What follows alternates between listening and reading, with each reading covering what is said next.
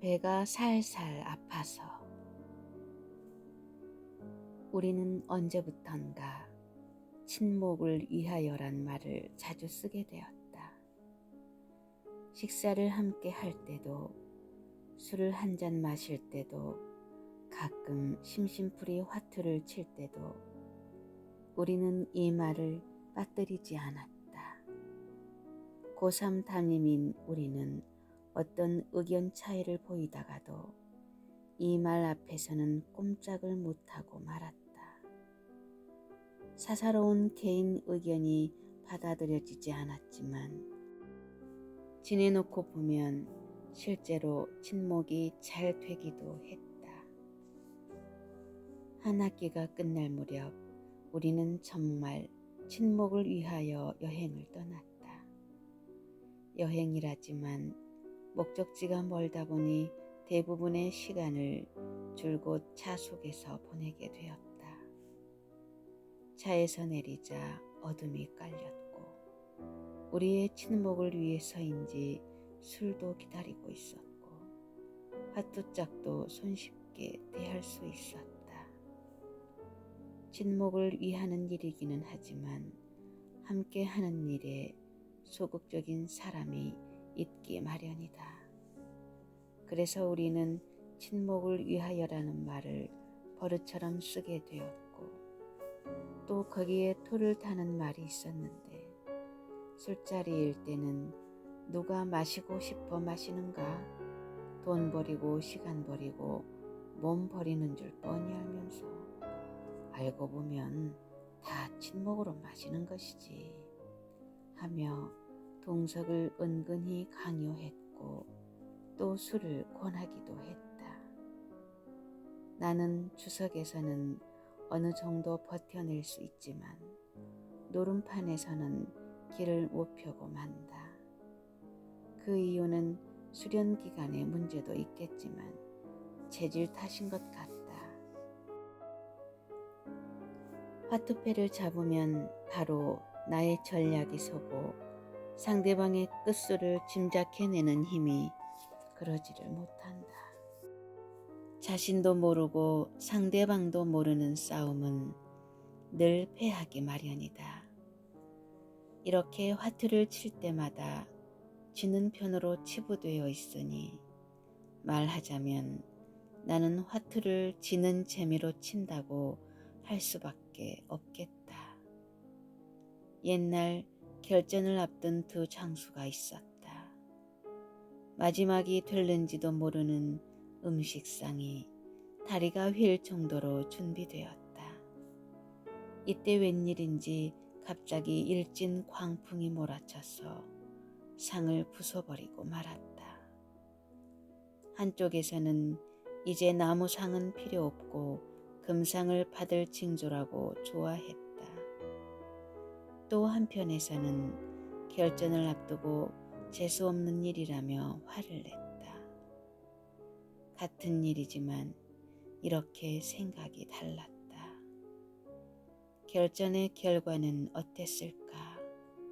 긍정적으로 생각한 전자는 대승을 하였고 부정적으로 생각한 후자는 패했다는 것이다. 이렇듯 같은 상황 하에서도 마음먹기에 따라 정반대의 결과가 나올 수도 있겠다. 그런데 나의 화투 전략은 승보다는 패 쪽을 먼저 생각하며 방어 쪽에 치우친다. 그러면서도 기회가 닿을 때마다 붙어 앉아 있는 데는 이유가 있다. 화투 노름도 친목인데 참가하여 당당히 패자의 편에라도 서는 것이 뒷전에서 굿을 보는 편보다는 낫다는 생각에서다. 이번은 여행 중이라 수업 부담도 없다. 그만 파하고 집에 가자고 조르는 축도 없을 뿐더러 그만 쉬고 싶어도 어떤 명분 있는 핑곗거리가 없는 것이다. 자, 이렇게 되고 보니 시간적 여유가 무진장하여 내 쪽에서 볼 때는 잃을 기회가 충분히 확보된 셈이다. 둘러앉아 패를 돌려 판이 몇 차례 돌자마자 나의 첫 방어선이 뚫려버렸다. 패해도 조금만 패하자는 나의 기본 전략에 수정을 가해야 했다. 얼마 안 가서 2, 3차 방어선에 위협이 왔으나 아직은 초저녁이었다. 패가 좀 잘 들어와야 싸울 힘이 날 텐데 흑살이 껍데기뿐으로 끝발이 서지를 않는다. 손을 걸어 앉았을까? 나의 약점을 훤히 알고 있는 상대방이 여느 때와는 다른 작전이었을까?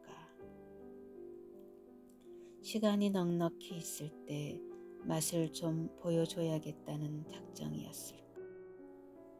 평소에는 그래도 메밀꽃 필 무렵에 허생원이 물방앗간에서 성서방네 처녀를 마주치는 기막힌 밤이 있었듯이 호화로운 패로 상대방을 닦아세울 기회가 오기도 했었다. 그런데 이번에는 일방적으로 밀리다 보니 전의를 상실하여 붙어 앉아 있기가 싫어졌다. 이제 그만 잠을 자는 것이 상소일 것 같은데 그건 작건 노름판의 심리는 그렇지를 못하는 데에 탈이 있다. 만회를 다짐하여 끝발을 위하여 술을 마셨다. 술을 뚫뚫 마셔 놓으니 술이란 벌성지 광약인지라 이제는 주제넘게 상대방의 끝발조차 무시하게 되었다. 상대를 얕보며 후퇴 없이 무조건 돌진만 하다 보니 침몰할 수밖에 도리가 없었다. 모든 일에는 순리가 있는 바 노름에도 삼봉질서라는 게 있음을 알았다. 끝발 유지, 현금 거래, 안면 몰수. 어느 한 조항에도 자신이 없으니 삼봉은 나에게 있어서 난공불락의 성일 수밖에 없다. 그렇다면 때에 따라서는 앞에서 먹었던 마음을 바꾸어 화투판에 끼어들지 않는 것도 현명한 방법이겠다. 화투판에서 굿을 보려면 친목을 위하여란 대의 명분을 막을 수 있어야 한다. 어떻게 할까? 고심을 하고 있는 차에 퍼뜩 묘수가 스친다. 아까 끝발을 위하여 들이마신 술이 뱃속에서 횟배를 앓게 만들었는지 배가 살살 아파오고 있다. 옳다 이거다. 배를 우대고 어떤 일에도 앓은 채를 않고 보고만 있자. 왜 그러느냐고 눈이 둥그레져서 물으면 배가 살살 아파서 그렇다고 핑계를 대는 것이다. 친목을 위하는 일인데 배 좀 아픈 걸 가지고 그러느냐고 야단이 날 것이다. 나는 가만히 있어 보라며 시간을 슬슬 끌 작정이다. 나의 작전이 이쯤 되면 영락없이 맞아떨어져 나는 노름판에 굿을 보여주는 쪽에서 굿을 보는 축에 끼이게 될 것이다. 이렇게 되면 나는 화투를 만지지 않게 되는데 이 경우 꼭 이로운 것만은 아니다. 생활하다 보면 많은 것을 잃었을 때 많은 것을 얻으며 내가 성장해 가는 것을 느끼게도 된다. 또한 일득이 있으면 일실이 따르는 법이라 했다. 노름에도 긍정적인 측면과 부정적인 측면을 생각할 수 있겠다. 우리의 경우는 긍정적 측면인 친목을 위하는 일이 최우선이나 일단 노름이니 금전 거래가 따르기 마련이다. 금전이 나갈 때는 돈만 잃는 훈련을 쌓는 것이 진목을 위하는 첫째 조건이 될 것이다. 자칫하면 돈과 함께 인격까지 잃게 되는 수가 있으니까. 사람들은 닭이나 개를 잃으면 그것을 찾을 줄 알되 마음을 잃으면 구할 줄 모른다고 한 순자의 말을 생각할 일이다. 옛날 선인들은 벼슬을 할 만하면 나아가 벼슬을 하고 그렇지 못하면 은둔하여 산수를 버텼다. 나는 친목을 위해야 할 때에는 화투짝을 손댈 것이고 끼어들 자리가 못 될 때에는 배가 살살 아파서 어쩔 수 없다며 싸우지 않을 것이다. 앞으로도 나의 배는 경우에 따라 살살 아프게 될 것인가.